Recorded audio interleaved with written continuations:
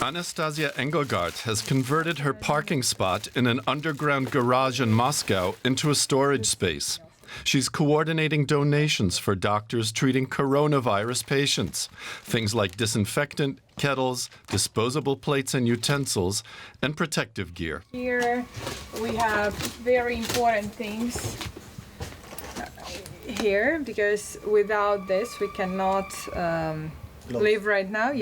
So here is the gloves here. The main goal here is to say thank you to the doctors, because I really appreciate everything that they are doing right now, that they are fighting every day in order to we live in a healthy world, and in order we just get back to our common life.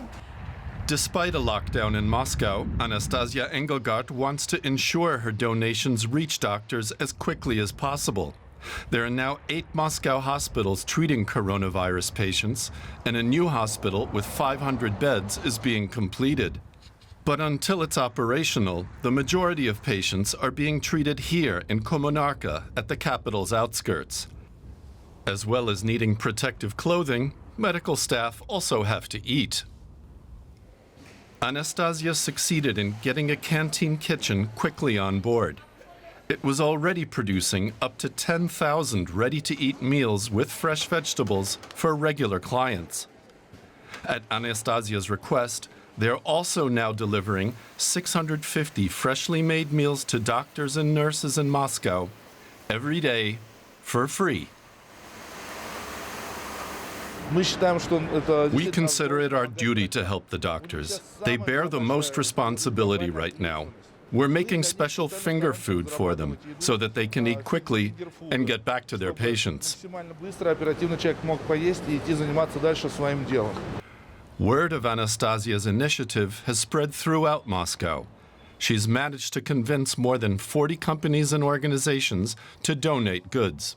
For me, this is a good sign because it's showing how important it is to be together, to be connected, and how easy to do this. And this is probably, that's bad to say that, but it's probably a good side of this epidemic, because this means that people can be still very connected.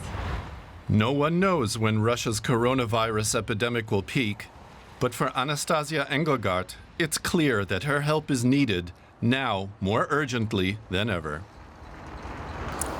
Okay, let's go over to Moscow now, where Yuri Rescheto, the author of the report you just saw, is standing by. Hi, Yuri. How many cases have been confirmed in Russia, and how many people have died from COVID-19? Well, the situation, Christine, is very serious for Russia. The country is a few weeks behind Europe in terms of new infections. There are currently more than 17,000 people infected with the coronavirus. 130 patients died. At least that's the official number. Nobody can really say how high the real number is. Another worrying thing is that 85% of all new infections are people under 65, and most of the infected people live here in Moscow. Moscow hospitals are running out of space. There have been videos going around on social media of dozens of ambulances queuing in front of some emergency rooms. Although the authorities are doing a lot, experts warn that Russia is far from reaching its peak. In fact, Moscow's mayor Sergei Sobyanin has said we are only at the foot of the mountain. How has the Russian government responded to the crisis? Is the public health system prepared nationwide? Yeah, well, there are now several hospitals in Moscow that have been reprofiled for corona patients. Unfortunately, Christine, there are also cases of infections among doctors. And when that happens, the whole hospital has to close immediately. But Russia seems to be a long way from Spanish, Italian, or let's say American conditions. The situation appears to be under control so far, but the problem is not so much Moscow, but the regions. Medical care in the countryside is sometimes catastrophic and often underfunded. My mother lives, for example, in Volgograd, and it's the south of Russia, and she had to go to the hospital 2 years ago. I visited her there, and I have to say, I really don't wish those conditions on anyone. Yuri, lockdowns are in place in Moscow and other cities. Has the Russian public been adhering to the restrictions?